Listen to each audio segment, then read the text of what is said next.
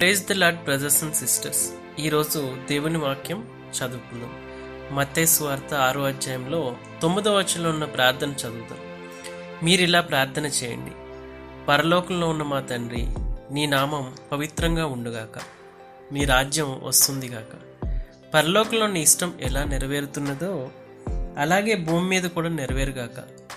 మా అనుదిన ఆహారం ఈరోజు మాకు దయచేయి. మాకు రుణపడి ఉన్న వారిని మేము క్షమించినట్టు మా రుణాలు క్షమించు. మేము పరీక్షల పాలు కాకుండా దుష్టుని నుంచి తప్పించు. మనుషుల అతిక్రమాలు మీరు క్షమిస్తే పరలోకంలో ఉన్న మీ తండ్రి కూడా మీ అతిక్రమాలను క్షమిస్తాడు. మీరు మనుషుల అక్రమాలను క్షమించకపోతే మీ తండ్రి కూడా మీ అక్రమాలను క్షమించడు.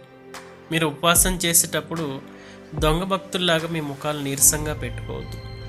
తాము ఉపవాసం చేస్తున్నట్టు మనుషులు కనపడాలని వారు తమ ముఖాలు వికారం చేసుకుంటారు. వారు తమ